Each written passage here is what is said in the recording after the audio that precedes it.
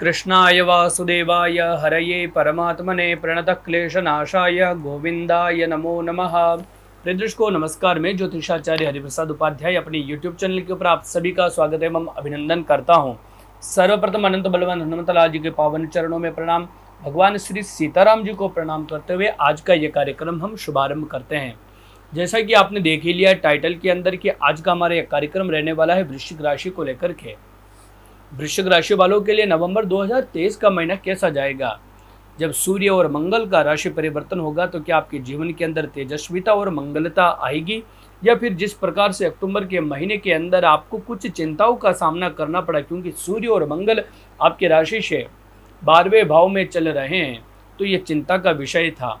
क्या नवंबर के महीने में भी ऐसा ही होगा, या फिर शनिदेव जब वक्रता को छोड़कर के मार्गी होंगे आपकी कुंडली के अंदर चतुर्थ भाव के अंदर, तो क्या उसका प्रभाव आपके जीवन के अंदर पड़ेगा या नहीं पड़ेगा। इन सभी विषयों के ऊपर आज हम चर्चा करने वाले। प्रिय दर्शकों, वृश्चिक राशि मंगल की राशि है। वृश्चिक राशि होना या वृश्चिक लग्न होना यह अपने आप में भगवान विधाता की देन होती है जिन लोगों की वृश्चिक राशि या वृश्चिक लग्न होता है, क्योंकि यह राशि 12 राशियों में 8वें नंबर की तो राशि है, लेकिन एक अद्भुत राशि है। वृश्चिक कहते हैं बिच्छू को। बिच्छू जंगल में पाए जाने वाला एक ऐसा जीव है जो सबसे, आप यूं कहे कि भाई उसको किसी से वैर नहीं है, लेकिन इसको कोई छेड़ देता है तो उसकी खैर नहीं है। वृश्चिक लग्न वाले या वृश्चिक राशि वाले अपने रास्ते पर जाते हैं, अपने रास्ते से आते हैं, लेकिन कोई इनको फिजूल में परेशान करता है तो यह व्यक्ति इतना पावर रखते हैं, मेंटली इतना पावर स्ट्रोंग रहते हैं ये लोग, शारीरिक रूप से भी इतना स्ट्रोंग रहते हैं कि अगले वाले का प्रतिशोध करना इनको अच्छी तरह से आता है कि भाई अगले को ठिकाने कैसे लगाएं। ठिकाने का मतलब ये होता है कि मारना नहीं, ठिकाने का मतलब ये होता है कि अगले से उसका जो बदला होता है, अपमान का बदला, वो कैसा लिया जाए।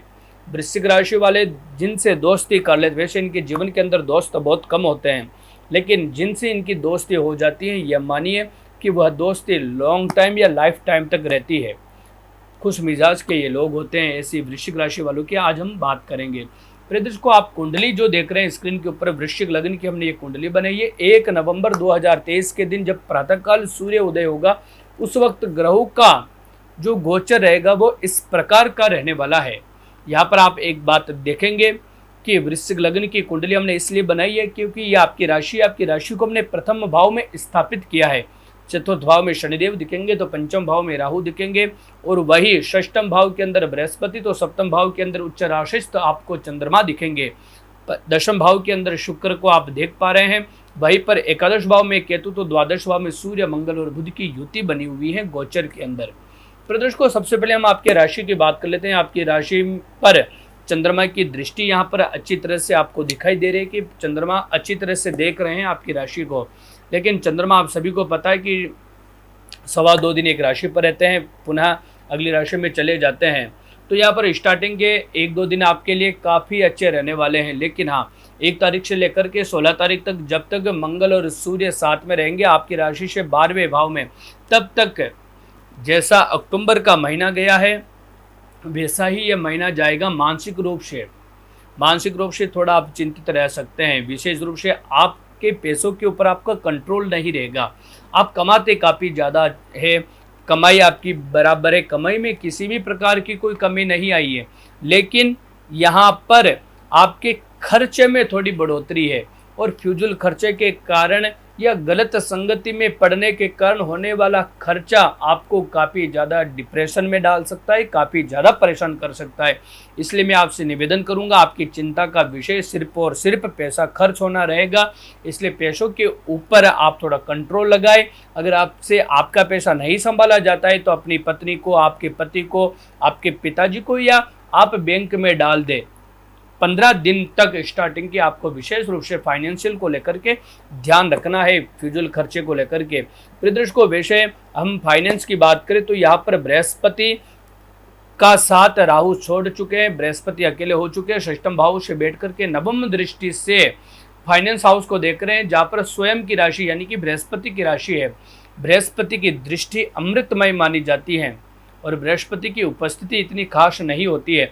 तो बृहस्पति जब अपनी पूर्ण दृष्टि से फाइनेंस हाउस को देखेंगे। और केतु यहाँ पर आप ध्यान देंगे कि 30 अक्टूबर को केतु का राशि परिवर्तन हो चुका है।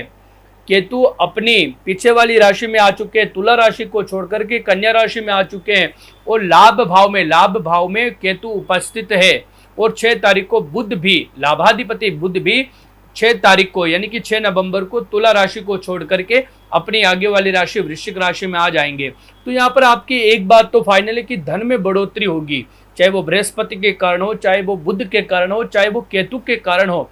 कन्या राशि का केतु, और विशेष रूप से 11th हाउस में अगर केतु बैठते हैं, राहु बैठते हैं तो उस भाव की वृद्धि कर देते हैं। यहाँ पर आपके फाइनेंशियल ग्रोथ तो ये मानिए कि पूरे साल में जितनी नहीं हो पाई थी उतनी ग्रोथ इस महीने के अंदर रहने वाली है, चाहे वो केतु के कारण रहे या चाहे बृहस्पति के कारण। बृहस्पति के कारण आपको आपकी पैतृक संपत्ति या आपके अपने परिजनों के द्वारा भी सपोर्ट प्राप्त होगा फाइनेंस को लेकर के। और वही केतु आपके खुद के परिश्रम को बढ़ाएगा, खुद के परिश्रम के द्वारा आप धन की वृद्धि करने में सफल होने वाले हैं। प्रदर्श को अगर वही बात करें हम शनिदेव की, शनिदेव यहाँ पर अभी तक तो वक्री होकर के उपस्थित थे, जिसके कारण हो सकता है कि कोर्ट कचहरी, मुकदमेबाजी या जमीन जायदाद, वाहन, कार इत्यादि में आपको दिक्कतें आ रही थी। लेकिन शनिदेव अब होने वाले हैं मार्गी 4 नवंबर को। जब 4 नवंबर को शनि मार्गी होकर के चतुर्थ स्थान में गोचर भ्रमण करेंगे तो यह मानिए कि वैसे शनि के कारण, चौथा आपका शनि है तो शनि की दिक्कत कहीं ना कहीं आपको ग्रसित कर ही रही थी।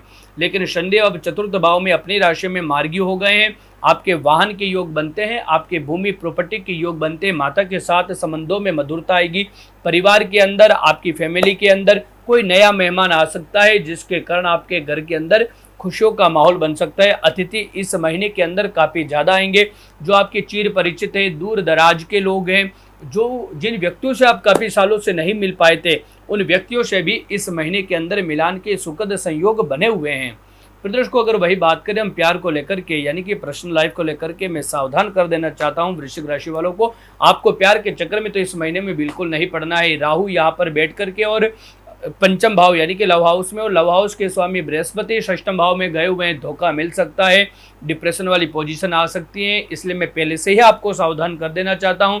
अगर आपके पार्टनर के साथ में आपकी नहीं बनती है तो आप ये बिल्कुल साइलेंट मोड पे हो जाइए। नवंबर के महीने के अंदर अगर वो गाली भी दे, धोखा भी दे, ब्रेकअप भी कर ले, आपको ब्लॉक भी कर दे, आपसे बात ना करे, फिर भी आपको चिंता नहीं करनी है, क्योंकि नवंबर के बाद में पुनः चीज़ें अच्छी होने लग जाएगी।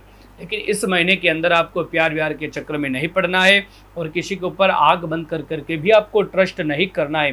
प्रदर्श को अगर हम वही बात करें आपके कैरियर को लेकर के, तो कैरियर को लेकर के वैसे शुक्र उपस्थित है दशम भाव के अंदर, लेकिन शुक्र ज़्यादा से ज़्यादा 2 नवंबर तक ही रहेंगे, यानी कि 2 दिन, सिर्फ ओनली फॉर 2 दिन तक रहेंगे। 2 दिन तक स्टार्टिंग के 2-3 दिन आपके लिए अच्छे जाएंगे। लेकिन सूर्य का जो आपके कर्माधिपति है सूर्य, वह द्वादश भाव में होने के कारण और नीच राशि में होने के कारण 1 तारीख से लेकर के 16 तारीख तक कैरियर में हमको उतनी ग्रोथ नहीं दिखेगी, लेकिन लाभ बराबर होता रहेगा। यह भी एक अच्छी बात है आपके लिए, क्योंकि केतु और बृहस्पति की उपस्थिति के कारण, बृहस्पति की दृष्टि और केतु की उपस्थिति के कारण लाभ और धन भाव के अंदर पैसों की वृद्धि में कोई कमी नहीं आएगी। लेकिन हाँ, कैरियर में कोई आप प्रोजेक्ट लेना चाहते हैं तो हो सकता है कि प्रोजेक्ट आने में देर हो जाए।